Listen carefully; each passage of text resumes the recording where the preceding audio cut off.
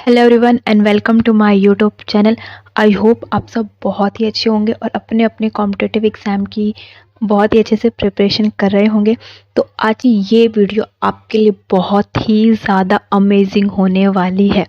अगर आप 2023 के किसी भी बीएड चाहे जामिया, डीयू, इग्नू या किसी अदर यूनिवर्सिटी के बीएड की प्रिपरेशन कर रहे हैं या फिर किसी अदर कॉम्पिटिटिव एग्ज़ाम की प्रिपरेशन कर रहे हैं तो ये वीडियो आपके लिए है।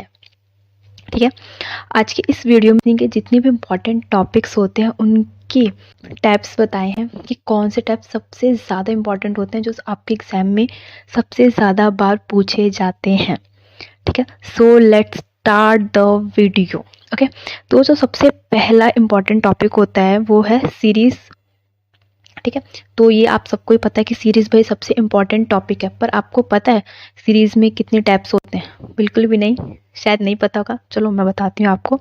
सीरीज़ के ना 4 टाइप होते हैं। ठीक है, सबसे पहले होती है नंबर सीरीज़, अल्फ़ाबेटिक सीरीज़, ठीक है, alpha number series and then continuous pattern series. ठीक है, 4 टाइप्स होते हैं। ओके, तो सबसे पहला होता है हमारा नंबर सीरीज़। ठीक है, तो नंबर सीरीज़ में जैसे कि यहाँ मैंने लिखा है, ये एग्जाम्पल मैंने आपको समझाने के लिए लिखा है कि नंबर सीरीज़ जो होती है वो ऐसी होती है। ठीक है, तो जो नंबर सीरीज़ है वो सबसे ज़्यादा इम्पॉर्टेंट है, किसी भी बीएड या फिर किसी भी कॉम्पिटिटिव एग्जाम सबसे ज़्यादा बार पूछी जाती है। ओके, अब हमारा नेक्स्ट आता है अल्फ़ाबेटिक सीरीज़। तो देखिए अल्फ़ाबेटिक सीरीज़ ना ऐसे आएगा, जैसे यहाँ लिखा ना RUXAD फिर क्वेश्चन मार्क एंड देन आपको पता नहीं इनमें से कौन सा है। ठीक है, तो अल्फ़ाबेटिक सीरीज़ भी इम्पॉर्टेंट है और ये भी एग्जाम में सबसे ज़्यादा बार पूछी जाती है। तो कभी कभी ऐसा होता है ना कि नंबर सीरीज़ आ गई तो अल्फ़ाबेट नहीं आएगा और अल्फ़ाबेट सीरीज़ आएगी तो नंबर नहीं आएगी, ऐसा हो जाता है। ठीक है, अब हमारा है तीसरा अल्फ़ा नंबरिक सीरीज़। इसमें पता है क्या होता है, अल्फ़ा भी होते हैं और नंबर भी होते हैं, जैसे कि यहाँ एग्जाम्पल के थ्रू मैंने आपको समझाया है। ठीक है, अब हमारा है फोर्थ कंटिन्यूस पैटर्न सीरीज। तो ये वाला जो है ना, ये वाला ये बहुत ही इम्पॉर्टेंट है और ये आपको आना ही चाहिए। पता है इस वाली सीरीज़ में सबसे ज़्यादा कन्फ्यूज़न होती है और सबसे ज़्यादा गलत भी हो जाता है ये। ठीक है, बाकी के तीनों तो चलो आप सॉल्व कर लेते हो, बट ये वाला बहुत ही दिमाग खाओ वाला होता है। ठीक है, तो आप इन चारों सीरीज़ की बहुत ही अच्छे से प्रैक्टिस करना।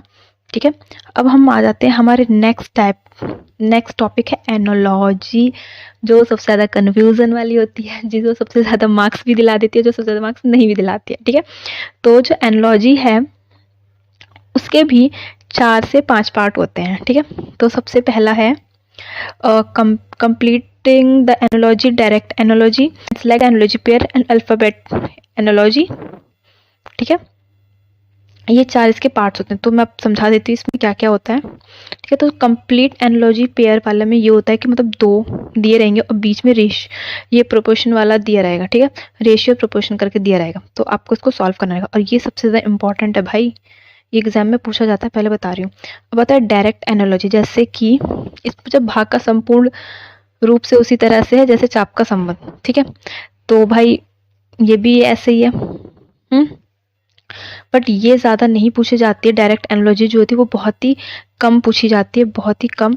बट जो कंप्लीट एनोलॉजी सीरीज है ये सबसे ज़्यादा पूछी जाती है, तो इसको आपको अच्छे से प्रैक्टिस करनी है।